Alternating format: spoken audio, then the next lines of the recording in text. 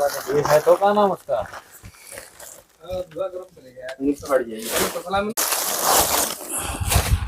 सीताराम सीताराम। करीब 10-15 सेकंड का वीडियो था जी जी। उसमें जो है 2-3 बाघ जो है दिख रहे थे। ये देखिए दोस्तों, यहाँ पे भी आपको एक गुफा दिखाई देगी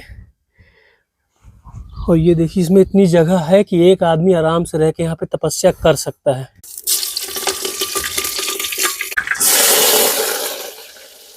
भक्तों, आप सभी को राधे राधे, जय श्री राम। दोस्तों, आज मैं हूँ चट्टानों की नगरी में, जहाँ पे हमारे लाखों साधु संत रह के तपस्या किए, उसके बाद यहीं पे शरीर छोड़ दिए। और इन्हीं चट्टानों के अंदर, ये जितनी बड़ी बड़ी आपको चट्टानें दिखाई दे रही हैं, इन्हीं चट्टानों के अंदर गुप्त रूप से तपस्या की और फिर यहीं पे शरीर पूरा किया और इस जगह को सिद्ध बना दिया। और दोस्तों, आज भी हमारे एक सिद्ध संत यहाँ पे तपस्या कर रहे हैं। कुछ देर में मैं आपको उनके भी दर्शन कराऊंगा, लेकिन एक बार ये जगह मैं आपको दिखाता हूँ। दूर दूर तक आप कहीं पे भी देख लीजिए, कहीं पे भी आप देख लीजिए, आपको सिर्फ चट्टानें दिखाई देंगी। जैसे वो एक जगह, वो जगह, ये जगह, ये जगह। और दोस्तों, इन सारी जगहों में गुफाएं हैं, इन सारी चट्टानों में गुफाएं हैं। और दोस्तों, बहुत ज़्यादा वीरान जगह है। यहाँ पे आप देखेंगे जानवरों की हड्डी वगैरह भी पड़ी हुई है, क्योंकि यहीं पे बहुत सारे जानवर आके शिकार भी करते हैं। ये देखिए, और कुछ इस प्रकार की जगह है। और दोस्तों, जितनी चट्टानें आपको दिखाई दे रही हैं, सब के अंदर एक गुफा है। इससे आप ये समझिए दोस्तों, कितनी पुरानी और कितनी रहस्यमयी जगह बन जाती है इस चीज़ से। और यहाँ पे हमारे बहुत सारे संतों ने तपस्या की है और आज भी तपस्या कर रहे हैं। और हम चलने वाले हैं उस चट्टान के नीचे, जहाँ पे हमारे एक महात्मा आज भी तपस्या कर रहे हैं। तो चलिए चलते हैं और कुछ देर में आपको उनके दर्शन कराते हैं। बाकी दोस्तों, आप देखेंगे कुछ इस प्रकार का रास्ता है जहाँ से जाना पड़ता है। ये देखिए, कुछ इस प्रकार की चट्टानें हैं और कांटे हैं यहाँ पे। उसके अलावा आपको ज़्यादा यहाँ कुछ भी दिखाई नहीं देगा। और यहाँ पे भी देखिए, कुछ जानवरों की हड्डियाँ वगैरह पड़ी हुई हैं। वहाँ पे आप देखेंगे महाराज जी ने भोलेनाथ की स्थापना कराई है। भक्तों, यहाँ पे देखेंगे हम लोग आ गए हैं नीचे, और हमारे संत महाराज नीचे जंगल में भी लकड़ियाँ लेने के लिए गए हुए हैं। देखिए, ये देखिए दोस्तों, ये जो कांटे वाली लकड़ियाँ होती हैं ना, जो सूख जाती है, महाराज जी उसी को तोड़ रहे हैं। और दोस्तों देखिए, बड़ी बात ये है, मैं आपको बताता हूँ, जैसे कि यहाँ पे हरे पेड़ लगे हैं, महाराज जी चाहते हैं तो इन्हीं पेड़ों को काट के रख देते हैं और 1-2 दिन में ये सूख जाते हैं। गर्मी भी काफ़ी ज़्यादा पड़ रही है, मतलब तुरंत सूख जाते हैं। लेकिन उसके बाद भी महाराज जी करते क्या है, आते हैं यहाँ पे कठिनाइयों से जो सूखी लकड़ियाँ मिलती हैं, 1-1, 2-2 ठो, उसको उठा के इकट्ठा करके फिर प्रसादी तैयार करते हैं। मतलब महाराज जी हरे पेड़ कभी भी नहीं काटते। हरे पेड़ में कभी नहीं काटा और पेड़ों को लगाता हूँ।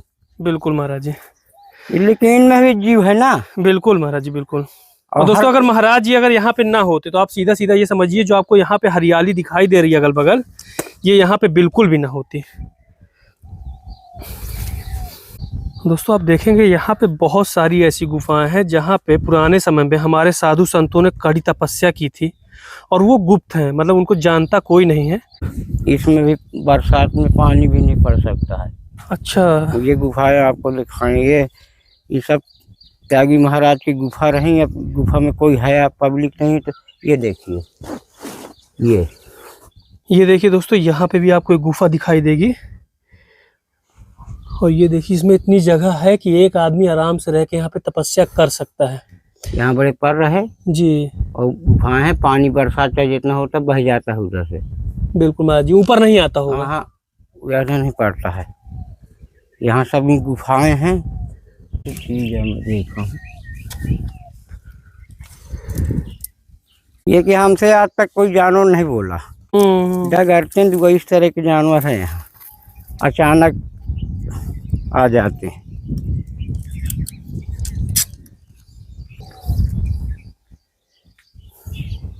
अरे यहाँ बहुत गुफाएं हैं, देखो महाराज जी, ये जगह आज इतनी ज्यादा घनी और खतरनाक लग रही है। हाँ हाँ। तो जब आप यहाँ पे नहीं रहे होंगे उस समय, तो पूरा एकदम वीरान पूरा रहा होगा ये। फिर हो जाता चौवा से, तो यहाँ तुम घुस नहीं सकते कहीं। अब जब बरसात होगी तो और झनिया हो जाएगा। तो यहाँ पे आप देखेंगे, ये केला का पेड़ था, अब कल बहुत ज़्यादा तेज तूफान आया था, तो ये केला का पेड़ भी गिर गया। और महाराज जी ने इसको एकदम छोटे से तैयार किया था। हाँ, वो लचक गया, इसको बनाऊंगा, फिर कोई आएगा तो भगल लोगों से इसको ढिलवा के कम कराऊंगा। वो लचक गया भाई, इतना वजन था केला, तूफान बहुत तगड़ा आ गई। भक्तों, आप देखेंगे महाराज जी के पैरों में कुछ भी नहीं है। महाराज जी नंगे पैर ही रहते हैं। और महाराज जी जब से इस स्थान में आए थे खम्बेश्वर महादेव के स्थान पे, तब से महाराज जी ने हाँ, हमारे बाबा जी भी त्यागी बाबा के जो रहते हैं वो भी नहीं पहनते हैं जी। तो महाराज जी तब से मतलब नंगे पैर ही रहते हैं। और दोस्तों इन्हीं चट्टानों के दर्रों में सांप बिच्छू वगैरह इतनी आम बात है, उसके बाद भी महाराज जी ऐसे ही रहते हैं, ऐसे ही कड़ी तपस्या कर रहे हैं। सब महादेव की कृपा लगी है। सब पवन पुत्र हनुमान बैठे हैं, सब रक्षा करते हैं। नहीं, यहाँ जंगल है, कौन कितनी देर कौन जीव आ जाए, कौन जानवर आ जाए, कुछ मालूम नहीं कहाँ कौन घुसा बैठा है। बिल्कुल महाराज जी। हमें तो दिखाई नहीं देता, पे ऊँ उतार देते हैं कि नहीं भाई हमारे अनुमति से रह रहे हैं हमारे बाबा जी, तो उनको कोई दंड मिलना ना चाहिए। बिल्कुल महाराज जी। कैसे हमारे सेवा में लगे हैं, हम तो उनके आधार बने हैं, बस उनकी लिपाई पुताई छपाई यही सब सेवा करते हैं जी, कि हमारे महादेव चमकते रहें। और दोस्तों महाराज जी की ये वाली जो कुटिया है, काफ़ी ज़्यादा समय हो गया लेकिन अभी तक ये तैयार नहीं हो पाई, क्योंकि महाराज जी की हेल्प करने वाला यहाँ पे कोई भी नहीं है। अकेले हूँ, अकेले हैं एकदम। मट्टी वट्टी जुहा लिया है जी। ये देखो मट्टी इतनी यहाँ जुहाया, बना रहा हूँ धीरे धीरे। तो बहुत ज़्यादा गर्मी पड़ रही है, उसके बाद भी महाराज जी ऊपर से जाते हैं, चट्टानों से इस तरह की मिट्टी खोदते हैं, इतनी मिट्टी ला और फिर ला के यहाँ पे रखते हैं और अपने हाथों से ही अकेले ही बनाने का प्रयास कर रहे हैं, क्योंकि अभी तक ये बन तो नहीं पा रही है। कोई भगर लोग भी नहीं आ रहे हैं ना ये समय गर्मी में, कोई लड़के वड़के जी। अगर एक आध लड़के आ जाए तो मट्टी वट्टी सुई बना के मुझे मुका दे तो जल्दी हो जाए। भक्तों महाराज जी कुछ काम के लिए थोड़ा सा चले गए थे और यहीं पे कुछ लोग आए, महाराज जी के जो कुल्हाड़ी वगैरह थी जिससे महाराज जी लकड़ियां वगैरह काटते हैं उसको चुरा के ले गए, और इसमें भी एक लोहे कोई स्ट्रक्चर लगा हुआ था उसको भी लेके चले गए। गईती जो खोदने वाली है, जो पत्थर खोदी जाती है, खा ले गया। अच्छा। अब यही मैं सब छोड़ देता हूँ, कोई तारा के मार तो नहीं वो भी गिरा है। जी जी। इसी तरह सब सामग्री धैर्य रहती, बर्तन वर्तन जितने रहते हैं इसी तरह धैर्य रहते हैं। कोई भगर लोग आ जाए, मान लो आटा पिसान लेके आ गया है तो अब मालूम मौके पे मैं नहीं हूँ तो अपना बर्तन तो न भटके कि अंदर लुका है, बाबा लुका के चला गया। बर्तन भी चोरी हुए थे ना महाराज जी? अरे 2 टाठी गए थे तो बनाने खाने वाले ले गए। ये महाराज जी महाराष्ट्र के भक्त हैं। हाँ, उनकी तरफ से सेवा थी आपकी। जय हो जय हो। महाराज जी इसमें कुछ सब्जी आलू टमाटर वगैरह है। अरे बहुत जो सब्जी है आ गई भाई। ये महाराज जी भोलेनाथ के लिए अगरबत्ती और धूप बत्ती। अगरबत्ती थी, धूप बत्ती खत्म हो गई थी। अच्छा महाराज जी। अब ये लाए भोलेनाथ। ये महाराज जी सरसों का तेल, एक पैकेट पोहा महाराज जी नाश्ता पानी। ये तो बहुत अच्छी चीज है, हमारे दांत भी नहीं। मूंग की दाल है महाराज जी, बहुत है हमारे लिए। नमक महाराज जी आपकी सोया बरी। तो महाराज जी गुड़ था। जय हो जय हो। ये महाराज जी आपका एक 5 किलो वाला आटा। बहुत बहुत है बहुत है बहुत है। और ये महाराज जी आपकी एक छोटी। अरे छोटी नहीं है, बहुत है। भगत हमारे खूब देते हैं और भक्तों को मैं हमेशा खुश रहता हूँ और भक्तों को इतना आशीर्वाद देता हूँ कि जितना भोलेनाथ हमें शक्ति दें तो हमें न चाहिए।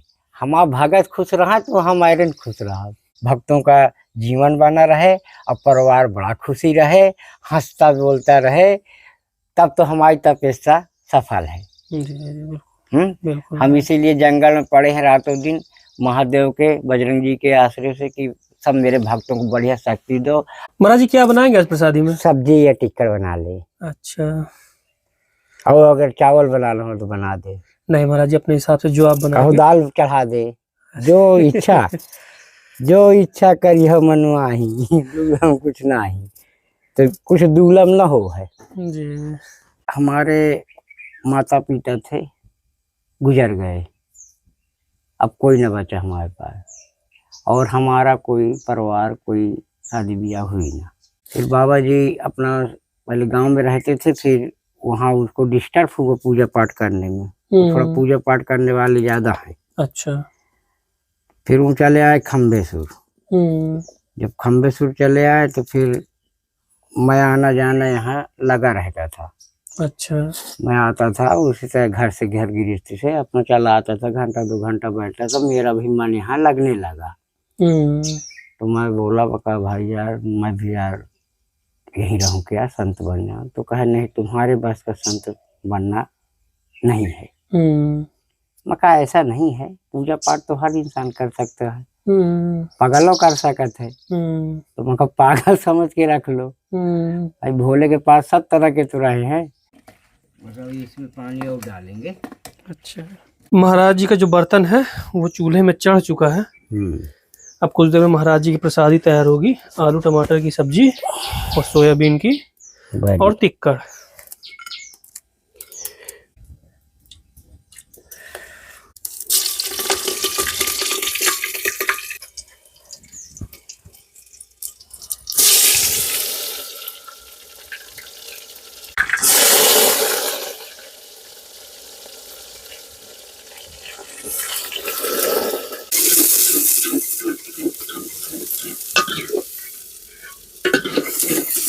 वक्त तो आप लोग देखेंगे तो महाराज जी के आलू भी चले गए हैं सब्जी के अंदर।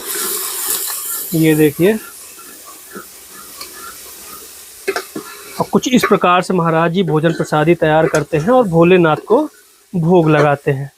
भक्तों, एक बार मैं आपको महाराज जी का पूरा ये परिसर दिखाता हूँ जहाँ पे महाराज जी ये प्रसादी तैयार करते हैं। यहाँ पे आप देखेंगे एक छोटा सा चबूतरा टाइप का बना हुआ है और महाराज जी रोज सुबह स्नान करने के बाद यहाँ पूरा गोबर से इसको लीपते हैं, इसको पूरा साफ करते हैं, चूल्हे को पवित्र करते हैं और कुछ इस प्रकार से महाराज जी इसको तैयार कर लेते हैं। ये देखिए, और महाराज जी ज़्यादातर यहाँ पे किसी को भी आने जाने नहीं देते हैं कि इसके ऊपर कोई भी गंदगी करे, कुछ करे, और महाराज जी प्रसादी यहीं तैयार करते हैं। और यही कारण है कि महाराज जी इसी को फिर भोलेनाथ को भोग लगाते हैं, क्योंकि ये पूरा यहाँ पे स्थान शुद्ध है एकदम। ये देखिए,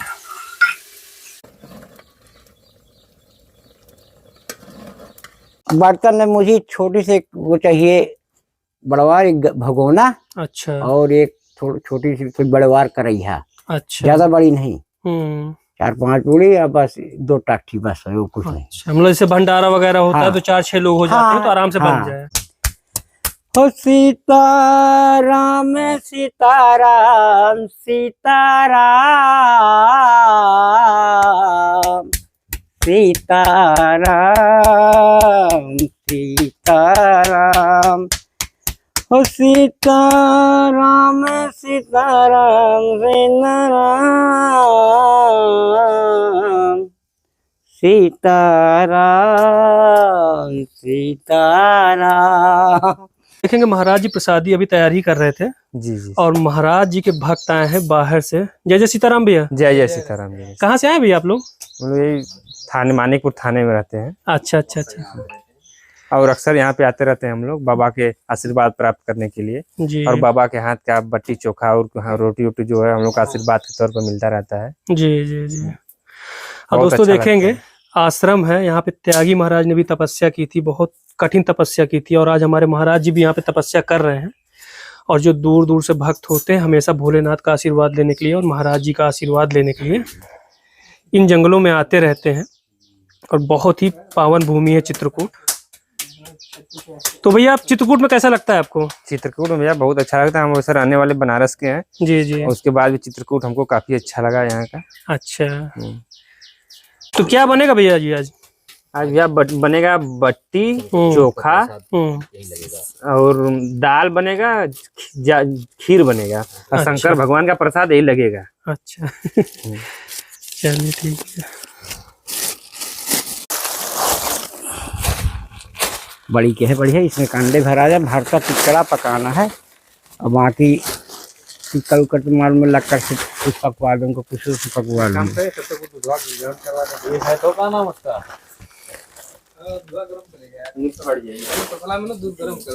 अच्छा भैया, जो ये खबरें सुनने में आती हैं कि मानीपुर में बाघ वगैरह भी हैं, कभी किसी के ऊपर हमला भी किए हैं इस जंगलों में, तो ये मतलब न्यूज आप लोग पास आती है कि नहीं आती? हाँ, एक बार जानकारी सुनने मिला था कि अच्छा। एक वीडियो भी देखने को मिला था। एक दरोगा जी थे, मारकुंडी क्षेत्र में गश्त कर रहे थे, तो यूपीएमपी बॉर्डर है। अच्छा। तो वहाँ पे जो बैरिकेटिंग लगी है वहाँ पे वीडियो शूट किया गया था गाड़ी के ऊपर से। करीब 10-15 सेकंड का वीडियो था। जी जी। उसमें जो है 2-3 बाघ जो है दिख रहे थे। 2-3 बाघ। बाकी हम तो डायरेक्टली नहीं देखे हैं कि हम आपसे कह दें कि हम देखे हैं, वीडियो में देखे हैं।